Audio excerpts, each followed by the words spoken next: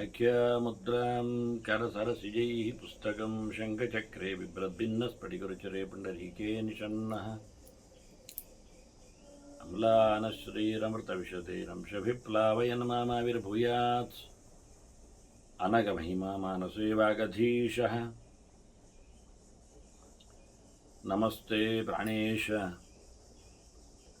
प्रणतविभवायावनिमगाः नमः स्वामिन् रामप्रियतमनमन् गुरुगुण नमस्तुभ्यं भीमप्रबलतमकृष्णेष्टभगवन्नमः श्रीमन्मध्वप्रदिश सुदृशन्नो जय जय श्रीगुरुभ्यो नमः। नारायणं सुरगुरुं जगदेकनाथं भक्तप्रियं सकललोकनमस्कृतं च त्रैगुण्यवर्जितमजं विभुमाद्यमीशं वन्दे भवग्नम् अमरासुरसिद्धवन्द्यं नारायणं नमस्कृत्य नरं चैव नरोत्तमं देवीं सरस्वतीं व्यासं ततो जयमुदीरये। ವೇದವ್ಯಾಸುರ ಮಹಾಭಾರತದ ಚಿಂತಕರಿಗೆ ವಂದನೆಗಳು. ಅನುಶಾಸನ ಪರ್ವದ 69ನೆಯ ಪ್ರವಚನ. ಆ ಹೆಣ್ಮಗಳು ಹಿಮಾಲಯದಾಚೆ ಅಷ್ಟಾವಕ್ರನಿಗೆ ಸುಂದರವಾದ ಭವನದಲ್ಲಿ ಸಿಕ್ಕಿದವಳು ವೃದ್ಧೆ. ತನ್ನ ಜೊತೆ ಸಂಸಾರ ಮಾಡದಿದ್ದರೆ, ಕೂಡದಿದ್ದರೆ, ಮಲಗದಿದ್ದರೆ ಅದು ನಿನಗೆ ಅಧರ್ಮ ಅಂತ ಹೇಳಿ ಧರ್ಮದ ವ್ಯಾಖ್ಯೆಯನ್ನೇ ಬದಲಿಸಿದ್ದಾಳೆ. ಸಹಜವಾಗಿಯೂ ಆಕೆಯ ಪರವಾಗಿ ವಾದ ಮಾಡಿಕೊಂಡಾಗ ಒಂದು ಹೆಣ್ಣು ಮಗಳು ಸ್ತ್ರೀ ಸಹಜವಾದ ಆಸೆಯಲ್ಲಿ ಒಬ್ಬ ಪುರುಷನನ್ನು ಬೇಕು ಅಂದಾಗ ಆ ಪುರುಷನಿಗೂ ಆ ವ್ಯಕ್ತಿಗೂ ಆಕೆಯನ್ನು ತೃಪ್ತಿಪಡಿಸದೇ ಇದ್ದರೆ ದೋಷ ಬರಲಿದೆ ಎನ್ನುವ ನೆಲೆಯಲ್ಲಿ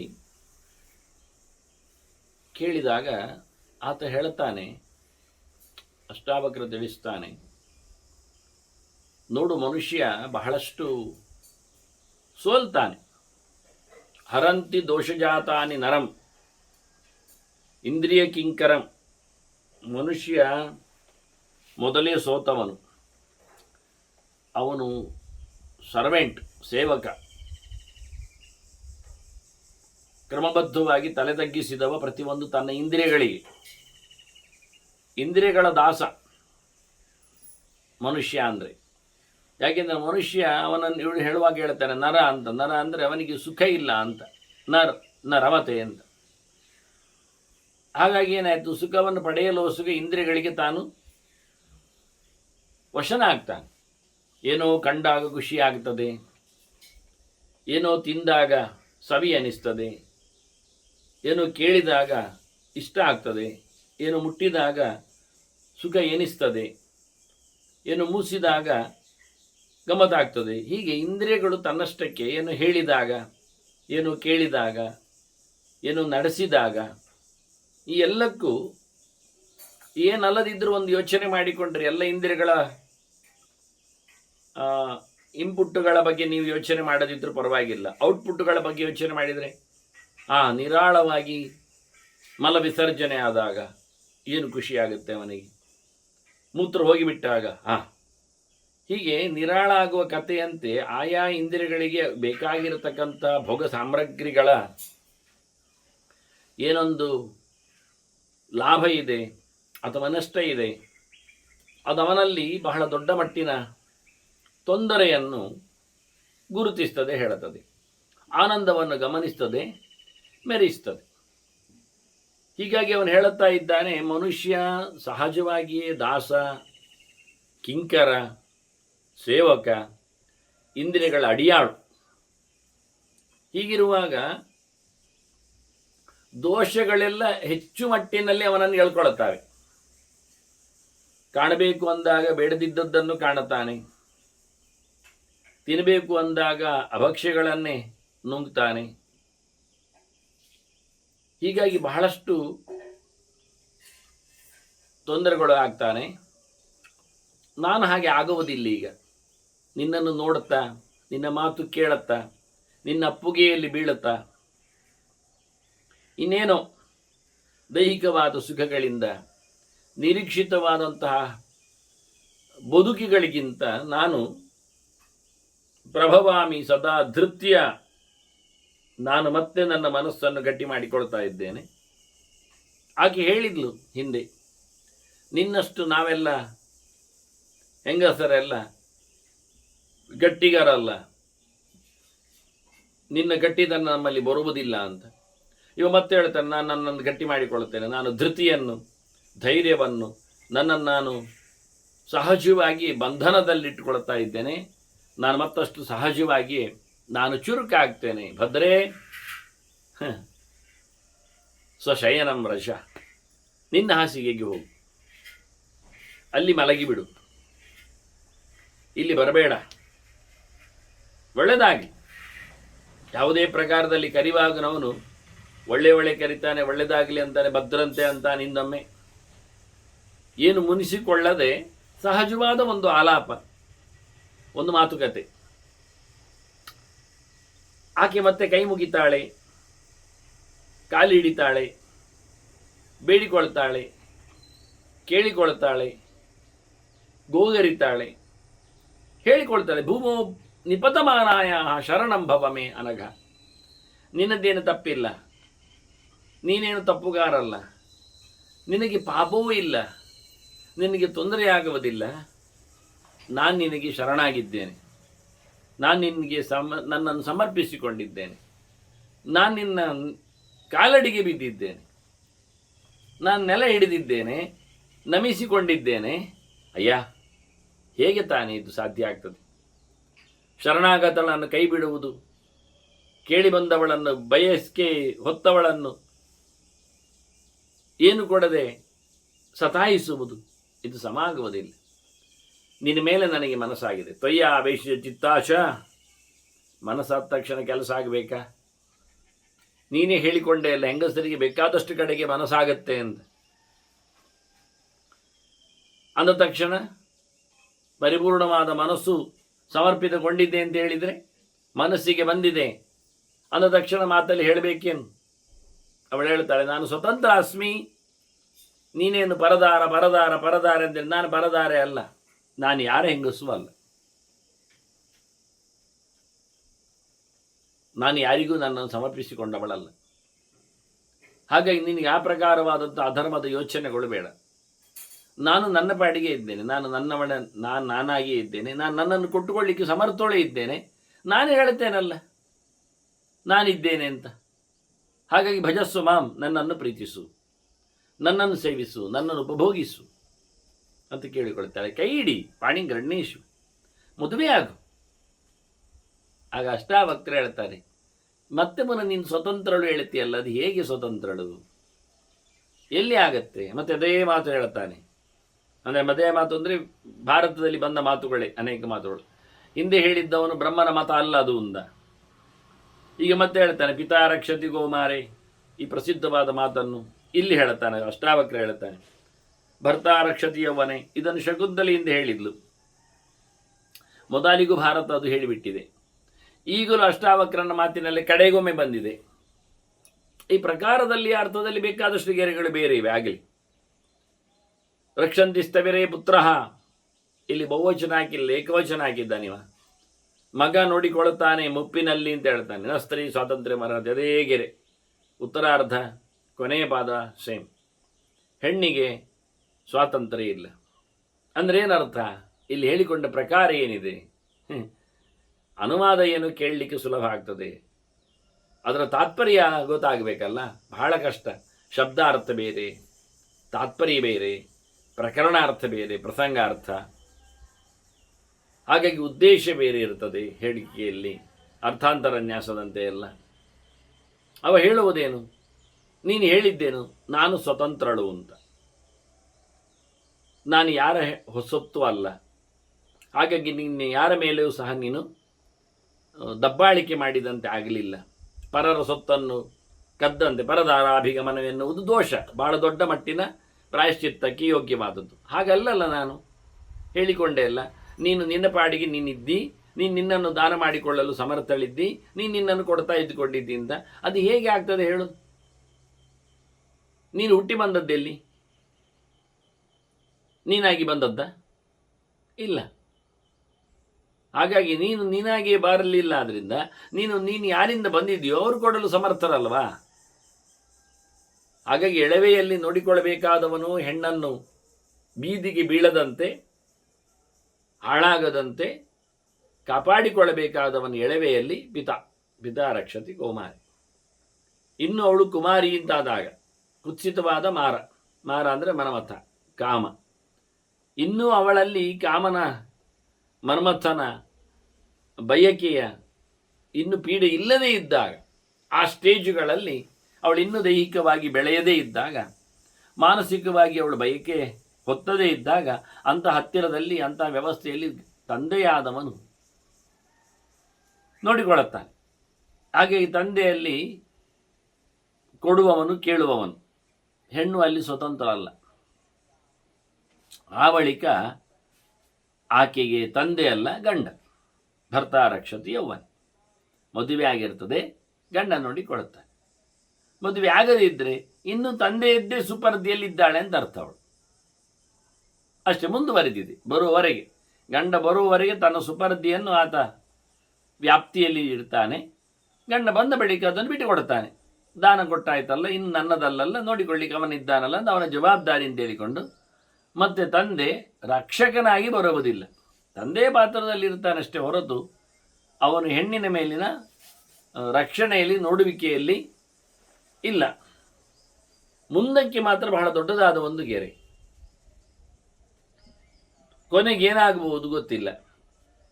ಹಾಗಾಗಿ ಮುಂದಿನ ಹಂತವನ್ನು ಉಲ್ಲೇಖ ಮಾಡುವಾಗ ವಾರ್ಧಕ್ಯದಲ್ಲಿ, ಮುದಿತನದಲ್ಲಿ, ಕೊನೆಯ ಘಳಿಗೆಯಲ್ಲಿ ಮಕ್ಕಳು ನೋಡಿಕೊಳ್ಳಿಕ್ಕೆ ರಕ್ಷಂತಿ ಸ್ಥವಿರೇ ಪುತ್ರ, ಮಗನ ಸುಪರ್ದಿಯಲ್ಲಿ ಆಕೆ ಇರ್ತಾಳೆ.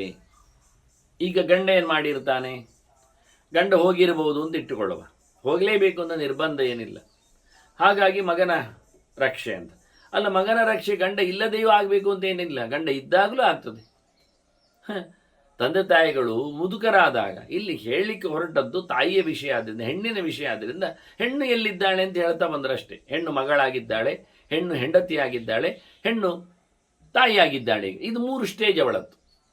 ಅದರಿಂದ ಮಗಳ ಸ್ಟೇಜಿನಲ್ಲಿ ಅಪ್ಪ ಇದ್ದಾನೆ, ಹೆಂಡತಿಯ ಸ್ಟೇಜಿನಲ್ಲಿ ಗಂಡ ಇದ್ದಾನೆ, ಆನಂತರ ತಾಯಿಯ ಸ್ಟೇಜ್ ಇದ್ದಾಗ ಮಕ್ಕಳಿದ್ದಾರೆ. ಅದರಿಂದ ಮುದಿತಾಯಿ ಇದ್ದಾಳೆ ಈಗ ಅವಳು. ಅನ್ನ ಗಂಡ ಸತ್ತಿರಬೇಕು ಅಂತ ಎಲ್ಲಿ ಹೇಳಿದರು? ಗಂಡ ಸತ್ತ ಬಳಿಕವೇ ಮಗನ ಮನೆಯಲ್ಲಿ ಇರಬೇಕು ಅಂತ ಏನೇನು ಹೇಳ್ತಾರೆ? ಮನೆಯಲ್ಲೇ ಮಗ ಇದ್ದಾನೆ, ಇನ್ನು ಮಗನ ಪಾರುಪತ್ಯ ಇದೆ. ಅಲ್ಲಿ ಮಗನಿಗೆ ಹೆಂಡತಿ ಬಂದಿದ್ದಾಳೆ, ಮನೆಯಲ್ಲಿ ಸೊಸೆ ಇದ್ದಾಳೆ. ಸೊಸೆಗೆ ಅಡಿಯಾಳಾಗಿ ಇರುವುದಲ್ಲ ಅವಳು. ಅವಳು ಆಗ ಮಗನ ರಕ್ಷಣೆಯಲ್ಲಿದ್ದಾಳೆ, ಸುಪರ್ದಿಯಲ್ಲಿ ನೋಡಿಕೊಳ್ಳಬೇಕಾದ್ದು, ಕೇಳಿಕೊಳ್ಳಬೇಕಾದ್ದು, ಹೇಳಿಕೊಳ್ಳಬೇಕಾದ್ದು ಅಲ್ಲ. ಮತ್ತೆ ಗಂಡ ಇದ್ದಾನಲ್ಲ, ಗಂಡನೇ ಹೇಳ್ಬೋದಲ್ಲ, ಗಂಡನೂ ಮಗನ ಸುಬದ್ದಿಯಲ್ಲಿದ್ದಾನೆ. ಈಗ ಹೆಣ್ಣಿಗೆ ಸ್ವತಂತ್ರವಾದ ದಾಸ್ಯ ಇಲ್ಲ ಅಂತ ಹೇಳುವ ವಿಷಯದಲ್ಲಿ ಇದು ಬಂದದ್ದು ಈಗೆರೆ. ಇಲ್ಲಿ ಯಾವುದೇ ಒಂದು ಸತ್ತ ಬಳಿಕದ ಕಥೆಯಲ್ಲಿ ಇದನ್ನು ಮತ್ತೆ ಸತ್ತ ಬಳಿಕಕ್ಕೆ ಅನ್ವಯಿಸಿಕೊಳ್ಳುವುದು ಪ್ರಶ್ನೆ ಅಲ್ಲ. ಗಂಡ ಇದ್ದಾನೆ, ಮಗನ ಮನೆಯಲ್ಲೇ ಇದ್ದಾನೆ, ಮಗನ ಮನೆಯಲ್ಲಿ ಅವನ ಮನೆಯಲ್ಲೇ ಮಗ ಇದ್ದಾನೆ. ಆದರೆ ಮಗನಿಗೆ ಪಾರುಪತ್ಯ ಕೊಟ್ಟಿದ್ದಾನೆ. ಎಲ್ಲ ಆಗು ಹೋಗುಗಳ ಜವಾಬ್ದಾರಿಯಲ್ಲ ಮಗನಿಗೆ ಮತ್ತೆ ಸೊಸೆಗೆ. ಆದರೆ ಸೊಸೆಯ ಅಡಿಯಾಳುಗಳಲ್ಲವರು, ಮಗನ ಅಡಿಯಾಳುಗಳು ಆಗುವುದಿಲ್ಲ. ಮಗನಿಗೆ ವಹಿಸಿಕೊಟ್ಟದ್ರಿಂದ ಮಗ ಅದನ್ನು ನೋಡಿಕೊಳ್ಳುತ್ತಾನೆ, ಮಾಡಿಬಿಡುತ್ತಾನೆ. ಮಗ ತಂದೆಯನ್ನು ನೋಡಿಕೊಳ್ಳುತ್ತಾನೆ, ತಾಯಿಯನ್ನು ನೋಡಿಕೊಳ್ಳುತ್ತಾನೆ. ಆಗ ತಾಯಿ ತನ್ನ ಎಲ್ಲ ಹವಾಲುಗಳಿಗೆ ಅಧಿಕಾರವನ್ನು ಹಸ್ತಾಂತರಿಸಿದ್ದರಿಂದ ತನ್ನ ಗಂಡನ ಸ್ಥಾನದಲ್ಲಿ ಮಗನನ್ನು ನೋಡ್ತಾ ಇದ್ದಾಳೆ. ಹಾಗಾಗಿ ಗಂಡನಲ್ಲಿ ಹೇಳಿ ಏನು ಪ್ರಯೋಜನ ಇಲ್ಲ. ಅವನ ಅಧಿಕಾರವನ್ನು ಕೊಟ್ಟಿದ್ದಾನೆ ಮಗನಿಗೆ, ಮಗ ನೋಡಿಕೊಳ್ಳುತ್ತಾನೆ. ಅವನು ಗಟ್ಟಿಗನಿದ್ದಾನೆ, ಸಮರ್ಥನಿದ್ದಾನೆ, ಯುವಕನಿದ್ದಾನೆ, ಬಲವಂತನಿದ್ದಾನೆ, ಧೀಮಂತನಿದ್ದಾನೆ. ಹಾಗಾಗಿ ತನಗೆ ಬೇಕಾದ ಸೌಕರ್ಯಗಳಿಗಾಗಿ ಏನು ಸೌಕರ್ಯಗಳು ಇಲ್ಲದ, ಬಲ ಇಲ್ಲದ, ಗಟ್ಟಿ ಬುದ್ಧಿ ಇಲ್ಲದ, ಒಳ್ಳೆಯ ಅಂದರೆ ಬೇಕಾದಂಥ ಸಾಮರ್ಥ್ಯ ಇಲ್ಲದ, ತಾನೇ ಮೊದಲಾಗಿ ತನ್ನ ಮಗನಲ್ಲಿ ಆತುಕೊಂಡಿರುವ ವ್ಯಕ್ತಿಯನ್ನು ಮತ್ತೆ ಇವಳು ಮತ್ತಷ್ಟು ಕಾಡುವುದಿಲ್ಲಿ ಬರುತ್ತೆ.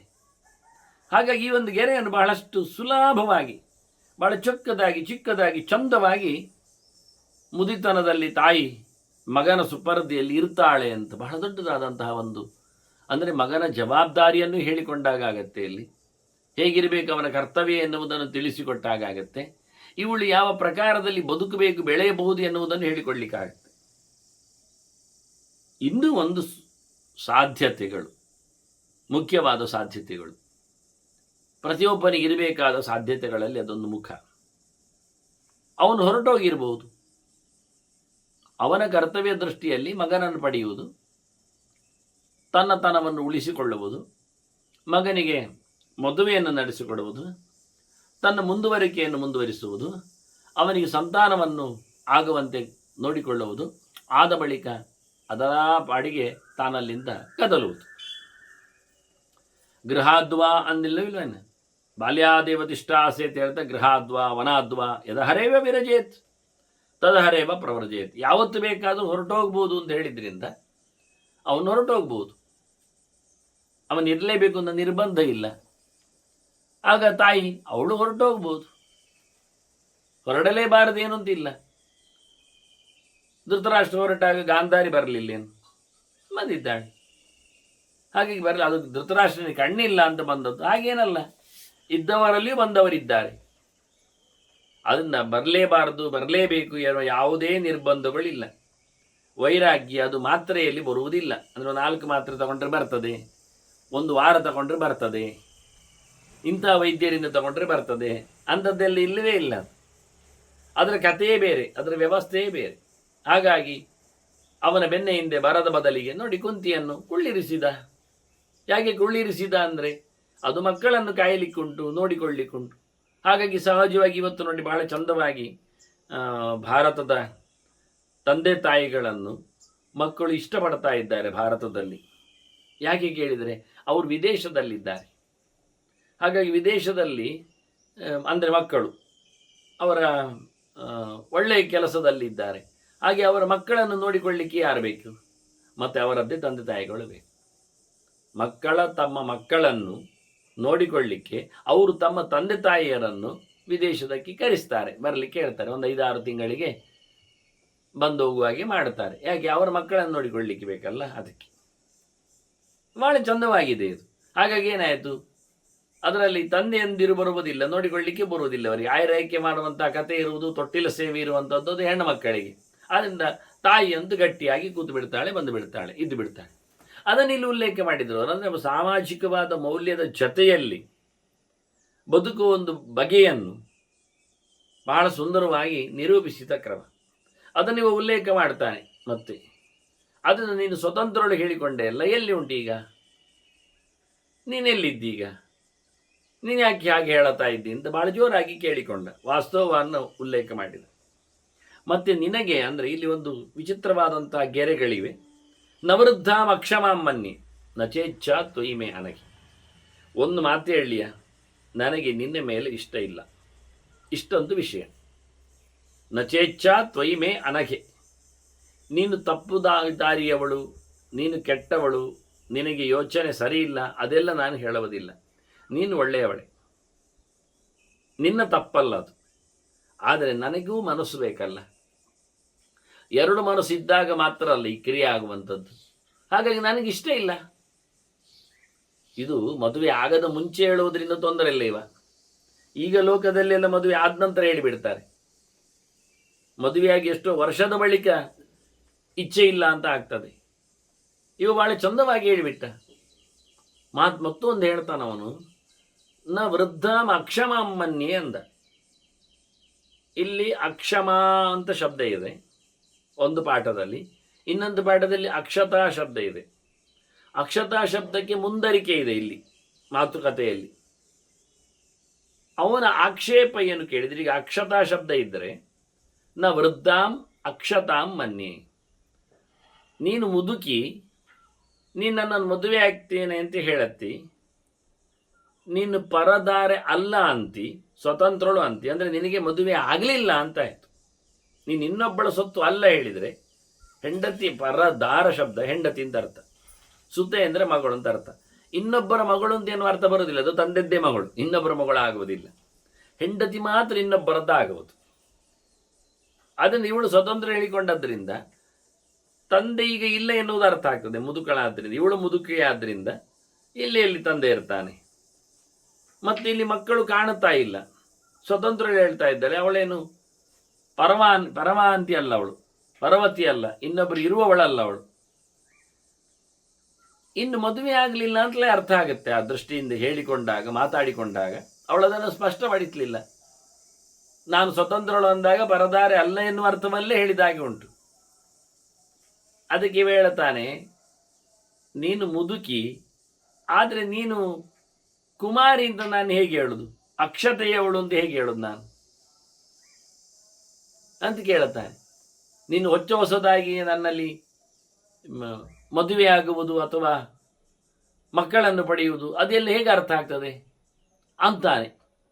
ಇದು ಮುಂದಿನಕ್ಕೆ ಅನ್ವಯ ಆಗತಕ್ಕಂಥ ಒಂದು ಪಾಠ. ಅಕ್ಷತಾ ಶಬ್ದ ಇದ್ರೆ, ತಕಾರ ಇದ್ರೆ, ಮಕಾರ ಇದ್ರೆ ಅಕ್ಷಮಾಂ. ಕ್ಷಮ ಅಂದರೆ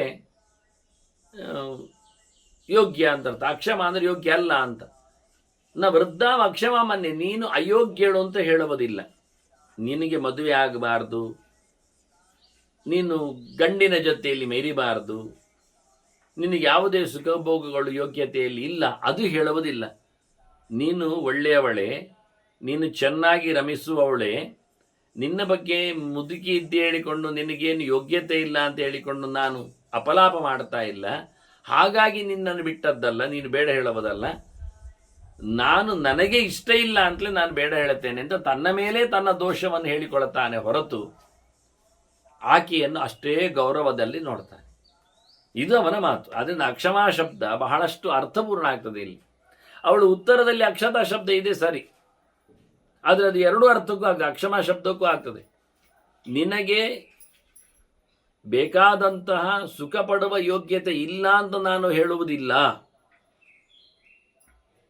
ನೀನು ಮುದುಕಿ, ನಿನಗೆಂಥದ್ದು ರಂಪಾಟ ಉತ್ಸಾಹ ಎನ್ನುವ ಹಾಗೆ ನಾನು ಹೇಳುವುದಿಲ್ಲ. ನೀನು ಸಹಜವಾಗಿ ಬೇಕಾದಷ್ಟು ರತಿಯೋಗ್ಯತೆ ಉಳ್ಳವಳೆ, ಆದರೆ ನನಗಿಷ್ಟ ಇಲ್ಲ. ಇಷ್ಟೇ ಹೇಳಿಕೊಂಡು ತನ್ನ ಇಷ್ಟ ಇಲ್ಲ ಎನ್ನುವ ಸಂಗತಿಯಲ್ಲಿ, ತನ್ನ ಇಷ್ಟ ಆಗದಂತೆ ಮಾಡಿಕೊಳ್ಳುವ ತನ್ನ ಧೈರ್ಯದಲ್ಲಿ, ಧೃತಿಯಲ್ಲಿ, ಕಾನ್ಫಿಡೆನ್ಸಲ್ಲಿ, ನಿಗ್ರಹದಲ್ಲಿ ಅವ ಪಾಠವನ್ನು ಮಾಡ್ತಾನೆ. ಆಗ ಈಕೆ ಹೇಳ್ತಾಳೆ, ನಾನು ಮದುವೆ ಆಗಲಿಲ್ಲ ಅಂತ ಹೇಳಿದೆ ಸರಿ, ನಾನು ಸ್ವತಂತ್ರಳು ಅಂದಿದ್ದೇನೆ, ನಾನು ಪರದಾರೆ ಅಲ್ಲ ಅಂದಿದ್ದೇನೆ. ನಾನು ಮತ್ತೆ ಮದುವೆಯಾಗಲಿಲ್ಲ, ನಾನು ಎಳವೆಯಿಂದಲೇ ಬ್ರಹ್ಮಚರ್ಯವನ್ನು ಕಾಪಾಡಿಕೊಂಡು ಬಂದದ್ದಾಗಬಾರದ. ಕೌಮಾರಂ ಬ್ರಹ್ಮಚರ್ಯಮ್ಮೆ ಕನ್ಯೇವಾಸ್ಮಿ ನ ಸಂಶಯ. ಅವಳು ಮತ್ತೆ ಹೇಳಿಬಿಟ್ಲು, ನಾನೇನು ಮದುವೆ ಆದವಳಲ್ಲ, ನಾನು ಯಾರ ಸೊತ್ತು ಅಲ್ಲ, ನಾನು ಎಳವೆಯಿಂದಲೇ ಬ್ರಹ್ಮಚರ್ಯವನ್ನು ಪಾಲಿಸಿಕೊಂಡು ಬಂದವಳು. ನಾನು ಈಗಲೂ ಬ್ರಹ್ಮಚಾರಿಣಿ, ನಾನು ಈಗಲೂ ಕನ್ಯೆಯೇ ಅಂತಾಳು ಅವಳು. ಇದು ವಿಚಿತ್ರ. ನಾನು ಇನ್ನೂ ಸಹ ಅಕ್ಷತೆ, ಅದೇ ಶಬ್ದವನ್ನು ಪ್ರಯೋಗ ಮಾಡಿ ಹೇಳ್ತಾಳೆ, ನಾನು ಕನ್ಯೆ. ಆದ್ದರಿಂದ ಅವಳ ಉತ್ತರದಲ್ಲಿ ಇವನ ಪ್ರಶ್ನೆ ಅಡಗಿಕೊಂಡಾಗಿ ಇತ್ತು, ಆದರೆ ಇವನ ಅಭಿಪ್ರಾಯ ಬಹಳ ಚಂದವಾಗಿತ್ತು. ನಾನು ನಿನ್ನ ಅಯೋಗ್ಯಳು ಅಂತ ಹೇಳುವುದೇ ಇಲ್ಲ ಅಂತ ಹೇಳಿಬಿಟ್ಟಿದ್ದಾನೆ. ನಿನ್ನ ಯೋಗ್ಯತೆ ನನಗೆ ಗೊತ್ತಿದೆ, ನೀನು ಒಳ್ಳೆಯವಳೆ, ನೀನು ಭಾರಿ ಎತ್ತರದವಳೆ, ನೀನು ಭಾರಿ ಚಂದದವಳೆ ಅಂದಿದ್ದಾನೆ. ಅದನ್ನು ಒಪ್ಪಿಕೊಂಡಿದ್ದಾನೆ ಇವ. ಇವಳು ಹೇಳ್ತಾಳೆ, ನಾನು ಎಳವೆಯಿಂದಲೂ ಬ್ರಹ್ಮಚಾರಿಯಾಗಿ ಬಂದವಳು, ಹಾಗಾಗಿ ನಾನು ಕನ್ಯೆ ಇದ್ದೇನೆ. ಆದ್ದರಿಂದ ನೀನೇನಾಗಬೇಕೀಗ, ಪತ್ನೀಂ ಕುರುಶ್ವ ಮಾಂಬಿಪ್ರ ಶ್ರದ್ಧಾಂ ವಿಜಹಿಮಾ ಮಮ. ನನ್ನ ಮೇಲೆ ಅವಿಶ್ವಾಸವನ್ನು ತಳೆಯಬೇಡ, ನನ್ನ ಮೇಲೆ ಶ್ರದ್ಧೆಯನ್ನು ಬಿಡಬೇಡ, ನಂಬಿಕೆಯನ್ನು ಕಳ್ಕೊಳ್ಬೇಡ. ನಾನು ನೀನು ಹೇಳುವ ಹಾಗೆ ಇದ್ದೇನೆ, ನಾನು ಸರಿ ಇದ್ದೇನೆ, ಮದುವೆಯಾಗು, ಕೈ ಹಿಡಿ, ನನ್ನನ್ನು ಹೆಂಡತಿಯಾಗಿಸಿಕೋ. ಖಾಲಿ ಒಂದು ಹುಡುಗಿ ಅಂತಲ್ಲ, ನನ್ನನ್ನು ಹೆಂಡತಿ ಮಾಡಿಕೊಳ್ಳಬೇಕು ಅಂತ ಕೇಳ್ತಾಳೆ. ಅಷ್ಟಾವಕ್ರ ಹೇಳ್ತಾನೆ, ಚೆನ್ನಾಗಿದೆ ಅಲ್ಲ, ನಿನಗೂ ಮನಸ್ಸಿದೆ, ನನಗೂ ಮನಸ್ಸಿದೆ. ಯಾವುದಕ್ಕೆ? ಮದುವೆ ಆಗಲಿಕ್ಕೆ. ಯಾರನ್ನು? ಅದು ವಿಷಯ ಅಷ್ಟೇ. ಯಥಾ ಮಮ ತಥಾ ತುಭ್ಯಂ. ನನಗೇಗೆ ಮದುವೆ ಆಗಬೇಕು ಅಂತ ಉಂಟ, ಅದಕ್ಕೆ ತಾನೇ ನಾನು ಬಂದದ್ದು ಇಲ್ಲಿವರೆಗೆ. ಅಲ್ಲಿ ವದಾನ್ಯ ಋಷಿಯಲ್ಲಿ ಕೇಳಿದೆ ಮಗಳನ್ನು ಕೊಡು ಅಂತ. ಹೋಗಿ ಬಾ ಅಂತ ಹೇಳಿದ್ದಾನೆ ಉತ್ತರದೆಡೆಗೆ. ಹಾಗೆ ನಾನು ಬಂದವ. ಇನ್ನು ಹಿಂದೆ ಬಂದ ನಂತರ ನನಗೆ ಮದುವೆ ಮಾಡಿಕೊಡ್ತೇನೆ ಹೇಳಿದ್ದಾನವ. ನಾನು ಹಿಂದೆ ಹೋಗ್ಬೇಕಿನ್ನು. ಹಾಗಾಗಿ ನನಗೆ ಮದುವೆ ಆಗಬೇಕು ಎನ್ನುವುದು ಮಾತುಂಟು ಸರಿ, ನಿನಗೂ ಮದುವೆ ಆಗಬೇಕು ಅಂತ ಯೋಚನೆ ಉಂಟು ಸರಿ. ಆದರೆ ನಿನಗೆ ನನ್ನನ್ನು ಮದುವೆ ಆಗಬೇಕು ಅಂತ, ನನಗೆ ಅವಳನ್ನು ಮದುವೆ ಆಗಬೇಕು ಅಂತ, ಇಷ್ಟೇ ವ್ಯತ್ಯಾಸ. ಅದರಿಂದ ಯಥಾ ಮಮ ತಥಾ ತುಭ್ಯಂ, ಯಥಾ ತುಭ್ಯಂ ತಥಾ ಮಮ. ನಿನಗೆ ಹೇಗೋ ಹಾಗೆ ನನಗೆ, ನನಗೆ ಹೇಗೋ ಹಾಗೆ ನಿನಗೆ. ಯಾವುದರಲ್ಲಿ? ಮದುವೆ ಆಗುವ ವಿಷಯದಲ್ಲಿ. ಯಾರನ್ನು? ಹುಡುಗಿಯನ್ನು ಅಥವಾ ಹುಡುಗನನ್ನು. ಎಲ್ಲಿ? ಅದು ಗೊತ್ತಿಲ್ಲ. ನನಗೆ ಮದುವೆ ಆಗಬೇಕಾದ ವಿಷಯ ಇರುವುದು ವದಾನ್ಯನ ಮಗಳಿನಲ್ಲಿ. ನಾನು ಹಾಗೆ ಹೊರಟು ಬಂದವ. ನಿನಗೀಗ ನಾನು ಬಂದುಬಿಟ್ಟಿದ್ದೇನೆ, ನಿನಗೂ ಮದುವೆ ಆಗಬೇಕು ಅಂತ ಕಂಡುಬಿಟ್ಟಿದೆ. ನೀನು ನನ್ನೆಡೆಗೆ ಹುಡುಕಿಕೊಂಡು ಬಂದದ್ದಲ್ಲ ಮದುವೆ ಆಗಲಿಕ್ಕೆ. ನಾನು ಬಂದುಬಿಟ್ಟೆ, ನಿನಗೆ ಆಗಿ ಹೋಯಿತು ಮನಸ್ಸು. ಎಂತ ಮಾಡುವ ಈಗ ಅಂತಾನೆ. ಇದು ಅವನದ್ದು ಜಿಜ್ಞಾಸೆ ಇರಬೇಕು. ಜಿಜ್ಞಾಸೆಯಂ ಋಷೇಸ್ತಸ್ಯ. ಅವನು ಪರೀಕ್ಷೆ ಮಾಡಲಿಕ್ಕೆ ನನ್ನನ್ನು ಕಳಿಸಿರ್ಬೇಕು. ಹೀಗೆ ಹೋಗಿ ಬಾ, ಹುಡುಗಿ ಕೊಡ್ತೇನೆ ಅಂತ. ಅಂದರೆ ನೀನು ಹೋಗಿ ಬರುವುದಿಲ್ಲ ಅಂತ ಅವನಿಗೆ ಗೊತ್ತುಂಟು. ಯಾಕೆ? ಅಲ್ಲಿ ಹುಡುಗಿ ಸಿಗ್ತದೆ ನಿನಗೆ. ಇದೆಲ್ಲ ಕತೆ ಕೆಲವೊಮ್ಮೆ ಹಾಗೆ. ಆಚೆ ಹೋದವರು ಮತ್ತೆ ಈಚೆ ಬರುವುದೇ ಇಲ್ಲ. ಹಿಂದೆಲ್ಲ ಅದು ಬಹಳ ಜೋರಿತ್ತಂತೆ. ಹಿಂದೆ ಅಂದರೆ ಸ್ವಾತಂತ್ರ್ಯ ಪೂರ್ವ ಅಂತ ಅರ್ಥ. ನನ್ನ ತಂದೆ ಹೇಳ್ತಿದ್ದು, ಕೇರಳಕ್ಕೆ ಹೋದವರು ಮತ್ತೆ ಬರುವುದಿಲ್ಲ ಅಂತ. ಅದು ಇವತ್ತು ಇದ್ದಿರ್ಬೋದು, ಗೊತ್ತಿಲ್ಲ. ಅದೊಂದು ಮಾತು, ಚಾಲ್ತಿಯ ಮಾತುಗಳಲ್ಲಿ ಬರುವಂಥದ್ದು. ಅಂದರೆ ಕೇರಳ ಅಂದರೆ ಇನ್ನೂ ದಕ್ಷಿಣ ನಮ್ಮ ಊರಿಗೆ.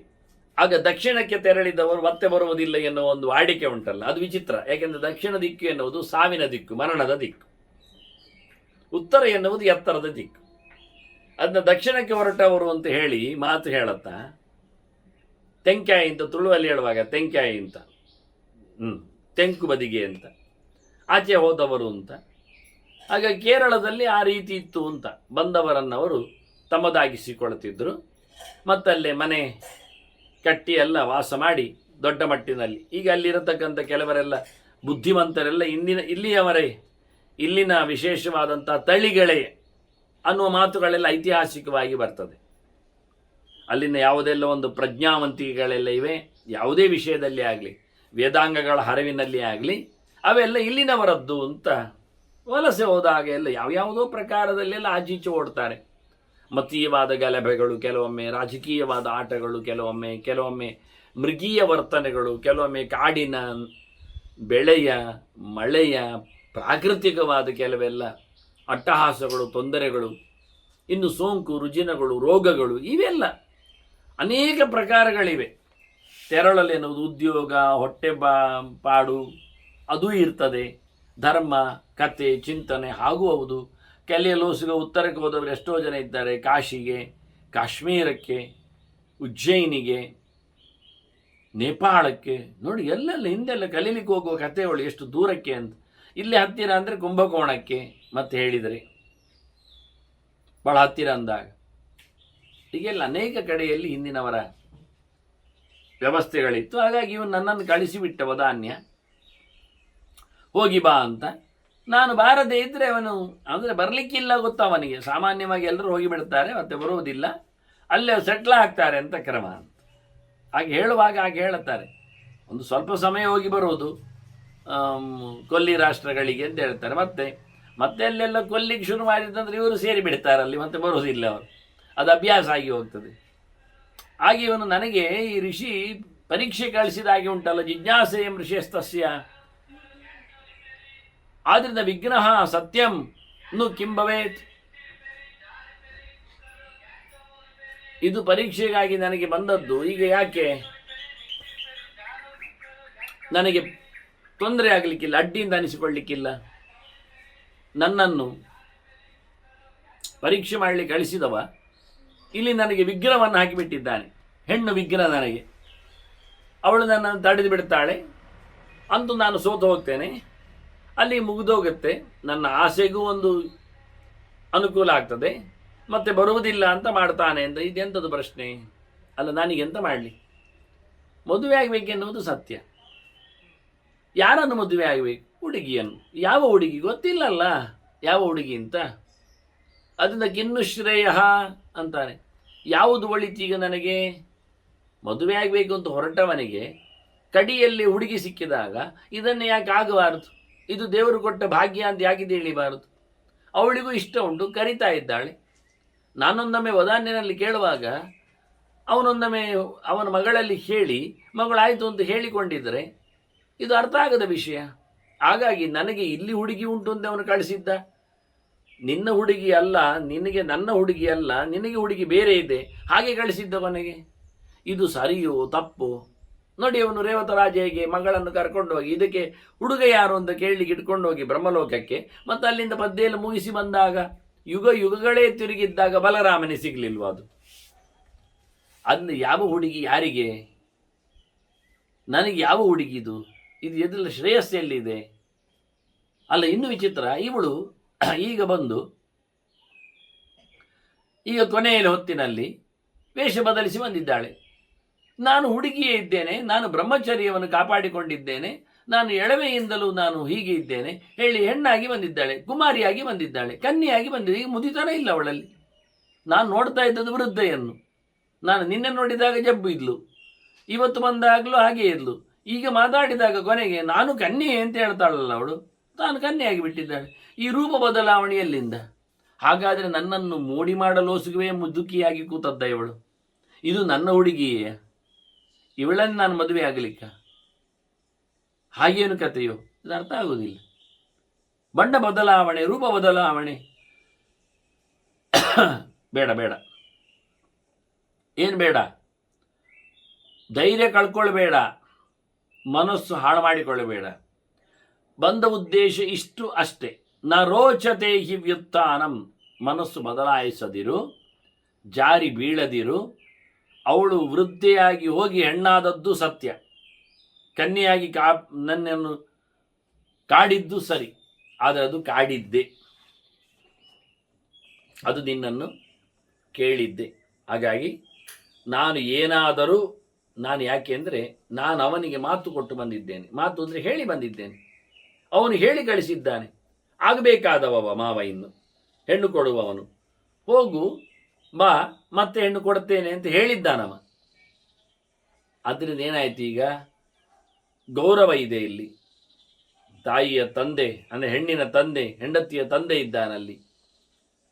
ಆದ್ದರಿಂದ ನಾನು ನನ್ನ ಧೈರ್ಯ ಕಳ್ಕೊಳ್ಳಿಕ್ಕಿಲ್ಲ, ನಾನು ಮನಸ್ಸು ಬದಲಾಯಿಸುವುದಿಲ್ಲ, ನಾನು ಸೋಲಬಾರದು ಹೆಣ್ಣಿನ ಬಗೆಗೆ, ಅದರ ಮಾತಿಗೆ, ಅದರ ವೇಷಕ್ಕೆ, ಅದರ ರೂಪಾಂತರಕ್ಕೆ ಅಂತ ಹೇಳಿಕೊಂಡು ಮತ್ತೆ ಮನಸ್ಸು ಗಟ್ಟಿ ಮಾಡಿಕೊಂಡು ಕೂತುಬಿಟ್ಟ. ಈ ಎಡೆಯಲ್ಲಿ ಧರ್ಮರಾಜ ಕೇಳ್ತಾನೆ ಭೀಷ್ಮರ ಹತ್ರ, ಆಚಾರ್ಯರೇ, ಇಲ್ಲಿ ವಾಸ್ತವವಾಗಿ ಅವಳು ಇಷ್ಟೆಲ್ಲ ಕಾಡ್ತಾಳಲ್ಲ, ಬೇಡ್ತಾಳಲ್ಲ, ಮೈ ಮೇಲೆ ಬಂದು ಬೀಳ್ತಾಳಲ್ಲ, ಅಪ್ಪುಗಿಕೊಂಡು ಎಲ್ಲ, ಋಷಿಗೆ ಸಿಟ್ಟು ಬಂದು ಅವನು ಶಾಪ ಕೊಡೋದಿಲ್ವಾ? ಅವಳಿಗೆ ಅಷ್ಟು ಬೋಧ ಇಲ್ವ ಶಾಪ ಕೊಟ್ಟರ್ರೇ ಅಂತ? ಕೇಳಿಕೊಂಡರೇನೆ. ಮನೆಗೆ ಒಬ್ಬ ಬಂದಿದ್ದಾನಪ್ಪ ಅತಿಥಿ, ಯಾವುದೋ ಕೆಲಸಕ್ಕೆ, ಹೋಗಿ ಹೇಳಿಬಿಡುವುದಾ ನಾನು ಮದುವೆ ಆಗ್ತೇನೆ ಅಂತೆಲ್ಲ?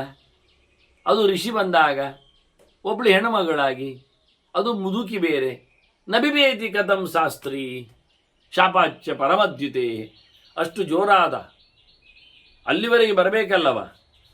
ಎಲ್ಲ ಶಿವನ ಆಲಯಗಳನ್ನೆಲ್ಲ ನೋಡಿ ಬಂದವ, ಕುಬೇರನ ಭೃತ್ಯರಿಗೆಲ್ಲ ಭೇಟಿ ಕೊಟ್ಟವ. ಅವರಿಗೊಂದು ಭಾರಿ ಖುಷಿ ಆಯಿತು. ಅಂದರೆ ಅವರ ಊರಿನಲ್ಲಿ ಯಾರು ಬರ್ತಾರ್ರಿ ಎಂಥದ್ದು ಆಟ ನೋಡಲಿಕ್ಕೆ? ಅದು ಸತ್ಯವೇ ಅಲ್ಲ. ಹಾಡು ಕೇಳಲಿಕ್ಕೆ, ವಾದ್ಯ ನೋಡಲಿಕ್ಕೆ, ಕುಣಿಸಲಿಕ್ಕೆ ಇವೆಲ್ಲ ಯಾರು ಬರ್ತಾರೆ? ಯಾರು ಬರೋದಿಲ್ಲ ಆ ಊರಲ್ಲಿ. ಅಲ್ಲಿಗೆ ಬರುವವರು ಭಾಳ ಕಡಿಮೆ ಜನ. ಅಲ್ಲಿಯವರೆಂತ ನೋಡ್ತಾರೆ? ಅಪ್ಸರೆಯರನ್ನು ನೋಡುದ ಕುಣಿಯುವುದನ್ನು, ಗಂಧರ್ವರಿಗೆ ಕೇಳುವುದ ಹಾಡುವುದನ್ನು, ಬಡಿಯುವುದನ್ನೆಲ್ಲ. ಸಿದ್ಧರು, ಚಾರಣರು, ಯಕ್ಷರು, ಇವರೆಲ್ಲ ಬಾಡಿಯುವುದೆಲ್ಲ ಅವರಿಗೆ ಅದು ಬೇಡ. ಈಗ ಚಂಡೆಯವನು ಇಡೀ ದಿನ ಬಡಿತಾ ಇರ್ತಾನೆ ಅವನ ಕಿವಿಗೆ, ಅವನ ಹತ್ತಿಕೊಂಡು ಬದಿಬಹುದು ಕೆಲವು ಅಂಶ. ಹಾಗೆ ತಾನೆ ಕೊಳಲುವುದು, ಅವ ಇದು ಆಗ ಹೆಲ್ಮೆಟ್ ಹಾಕೊಂಡು ಊದಿದ ಹಾಗೆ. ಅವನಿಗೆ ಅದು ಬೇಡ, ಕೊಯ ಕೊಯ ಕೊಯ ಅಂತ ಕೊಯ್ದು ಅವನ ಕಿವಿ ಹರಿತಾ ಇರ್ತದೆ. ಅದು ಇನ್ನೊಬ್ಬರಿಗೆ ಅವನು ನಾನು ಬಾರಿ ಚಂದ ಬಾರಿಸ್ತೇನೆ ಅಂತ ಕೇಳಿಸುವುದು ಕತೆ. ಹಾಗಾಗಿ ಇದೆಲ್ಲ ಏನು ಕತೆ? ಆ ನಾಡಿನಲ್ಲಿ ಇದನ್ನೆಲ್ಲ ಮುಗಿಸಿ ಬಂದವ. ಅಂಥ ಜೋರಿನ ಹುಡುಗ ಇವ, ಅಷ್ಟಾವಕ್ರ ಭಾರಿ ದೊಡ್ಡ ಋಷಿ ಇದ್ದಾನೆ. ಅವನ ಬಗ್ಗೆ ತುಂಬ ಮಾತುಗಳು ಬಂದಿವೆ. ಅವನು ಬಂದಿಯನ್ನೆಲ್ಲ ಸಮುದ್ರಕ್ಕೆ ಬೀಳಿಸಿದ್ದೆಲ್ಲ ಗೊತ್ತುಂಟಲ್ಲ. ಒಳಗೋಗುವಾಗ ಗೇಟಿನಲ್ಲಿ ಅಡ್ಡ ಮಾಡಿದ್ದ ಕತೆ ಬಂದಿದೆಯಲ್ಲ. ರಾಜನ ಭೇಟಿಗೆ ಬಂದಾಗ ಬಿಡುವುದಿಲ್ಲ ಅಂದದ್ದು. ನಾವು ಬಿಡುವುದಿಲ್ಲ ಒಳಗೆ ಅಂತ. ಎಂತ ಬಿಡುವುದಿಲ್ಲ ಅಂದಿದ್ದಾನೆ. ನೋಡುವಾಗ ಇವನು ಮೊಣಂಕಿದ್ದಾನೆ, ವಾರೆ ಪೀರೆ ನಡೀತಾನೆ. ಅಷ್ಟಾವಕ್ರ ಅಂದರೆ ಹಾಗೆ, ಅವನಿಗೆ ಗರ್ಭದಲ್ಲಿದ್ದಾಗಲೇ ಅಂಥದ್ದೊಂದೆಲ್ಲ ಶಾಪ ಎಲ್ಲ ಬಂದದ್ದು ಹಾಗೆ. ಮತ್ತೆ ಸರಿಯಾಗಿದ್ದಾನೆ ಇಡೀ. ಈಗ ಅವನು ಬಹಳ ಚಂದವಾಗಿ ಜೋರಿರುವಾಗ ಧರ್ಮರಾಜ ಕೇಳ್ತಾನೆ, ಅಂತಹ ಋಷಿಯ ಶಾಪಕ್ಕೆ ಈಕೆ ಯಾಕೆ ಹೆದರಲಿಲ್ಲ? ಸೀದಾ ಹೇಗೆ ಮಾತಾಡ್ತಾಳೆ, ಹೇಗೆ ನಡೀತಾಳೆ, ಹಾಸಿಗೆ ಬಿಟ್ಟು ಅವನ ಹಾಸಿಗೆ ಮೇಲೆ ಕೂತ್ಕೊಳ್ಳುವುದಾಗಲಿ, ಅಪ್ಪಿಕೊಳ್ಳುವುದಾಗಲಿ, ಕೇಳಿಕೊಳ್ಳುವುದಾಗಲಿ, ಇದೆಂಥ ಕತೆ ಅಂತ ನೋಡಿ. ಅವನು ಊಟವೂ ಮಾಡಲಿಲ್ಲ ಸರಿ, ಯಾಕೆ ಇವಳು ಮದ್ದು ಹಾಕಿದ್ಲೆ ಅಂತ ಇದ್ದಿರಬಹುದು. ಅಂದರೆ ಯೋಚನೆಗಳು. ಭಾಳ ಚಂದವಾಗಿ ಊಟ ಮಾಡಿ ಅಡುಗೆ ಮಾಡಿದ್ದಾಳಂತೆ. ಅವನಿಗೆ ಯಾವುದು ಇಷ್ಟ ಆಗಲಿಲ್ಲ. ಅಂದರೆ ಇಷ್ಟ ಆಗುವಂಥದ್ದು ಇಷ್ಟ ಆದಾಗ ಮಾತ್ರ ಇಷ್ಟ ಆಗ್ತದೆ, ಮತ್ತು ಎಂಥ ಅನಿಷ್ಟಗಳಿದ್ರೂ ಎಷ್ಟು ಮಾಡಿದರೂ ಅದು ಆಗುವುದಿಲ್ಲ ಕ್ರಮ ಹಾಗೆ. ಆದರೆ ಅವನು ರುಚಿಯಾದ ಊಟವನ್ನು ಮಾಡಲೇ ಇಲ್ಲವ. ಅವನು ಎಲ್ಲಿಯೋ ಹಾಳಾದ ಹಳತು ಬಿದ್ದ ಹಣ್ಣನ್ನು ಎಲ್ಲಿಯೋ ಹೆಕ್ಕಿ ಹರಿದು ತಿನ್ನುವವ. ಯಾಕೆಂದರೆ ಅದು ಪೂರ ತಿನ್ನಲಿಕ್ಕೆ ಬರುವುದಿಲ್ಲ, ಅದರಲ್ಲಿ ಹುಳ ಉಪ್ಪಟೆಗಳೆಲ್ಲ ಇರ್ತವೆ. ಹಾಗಾಗಿ ಹಾಳಾದ ಬಿದ್ದ ಹಣ್ಣನ್ನು ಹೆಕ್ಕಿಯೂ ಹರಿದು ತಿನ್ನಬೇಕಾಗತ್ತೆ ಅವನು. ಅಂಥವನಿಗೆ ರುಚಿಕಟ್ಟಾದ ಔತಣದ ಊಟದಂತೆ ಮಾಡಿದ್ದ ಅವನಿಗೆ ಅಂಥದ್ದು ರುಚಿ ಆಗಲಿಲ್ಲ. ಅವನು ರುಚಿಯಾಗಿ ತಿನ್ನಲೂ ಇಲ್ಲ, ತಿನ್ನಲಿಕ್ಕೆ ಹೋಗಲಿಲ್ಲವ. ಅಂತ ಅಸಾಮಿ ಹತ್ತಿರದಲ್ಲಿ ಇವಳು ಹೀಗೆಲ್ಲ ದುಂಬಾಲು ಬೀಳ್ತಾಳಲ್ಲ, ಈ ಹೆಣ್ಮಗಳಿಗೆ ಯಾಕೆ ಹೆದರಿಕೆ ಆಗಲಿಲ್ಲ ಶಾಪದ ಮೇಲೆ ಅಂತ ಧರ್ಮರಾಜ ಎಡೆಯಲ್ಲಿ ಪ್ರಶ್ನೆ ಕೇಳ್ತಾನೆ. ಕತೆ ಮುಂದೆ ಉಂಟು ಮಾರೆ, ಅಲ್ಲಿ ಸಿಗ್ತದೆ ಅಂತೇಳಿ ಮತ್ತೆ ಅಷ್ಟಾವಕ್ರನ ಮಾತನ್ನೇ ಭೀಷ್ಮರು ಉಲ್ಲೇಖ ಮಾಡ್ತಾರೆ. ಅಷ್ಟಾವಕ್ರ ಏನು ಮಾಡಿದ್ದ ಅಂದರೆ ಆ ಹುಡುಗಿ ಹತ್ರ ಕೇಳಿಬಿಟ್ಟ, ಏ ಹುಡುಗಿ, ನೀನು ಇಷ್ಟು ಬೇಗನೆ ರೂಪ ಬದಲಾವಣೆ ಹೇಗೆ ಮಾಡಿದ್ದೀವಿ? ನಿನ್ನ ಮುದಿತನ ಎಲ್ಲಿ ಹೋಯಿತು? ನಿನ್ನ ಎಳೆತನ ಕನ್ಯಾ ಬಗ್ಗೆ ಹೇಗೆ ಬಂತು? ರೂಪಂ ವಿಕುರುಷೇ ಕಥಾಂ ಕೇಳಿಬಿಟ್ಟ.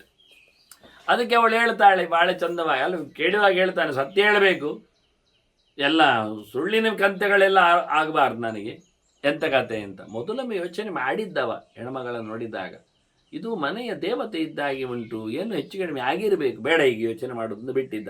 ಯೋಚನೆಗೆ ಹೋದರೆ ಅರ್ಥ ಆಗ್ತದೆ, ಅವದನ್ನು ಮರೆತು ಬಿಟ್ಟ. ಈಗ ಕೇಳ್ತಾನೆ, ಎಂಥದಕ್ಕೆ ಬದಲಾವಣೆ ಏನು ಅದು ಕೇಳ್ತಾಳೆ ಅವಳು. ಇದು ಪರೀಕ್ಷೆಯೇ ಅಂತ ಹೇಳಿದ್ಲು. ಜಿಜ್ಞಾಸೇಯಂ ಪ್ರಯುಕ್ತಾಮೆ ಸ್ಥೈರ್ಯಂ ಕರ್ತುಂ ತವಾನಘ, ನಿನ್ನನ್ನು ಗಟ್ಟಿ ಮಾಡಲಿಕ್ಕೆ ನಾನು ಮಾಡಿ ಅಂತಾಳೆ.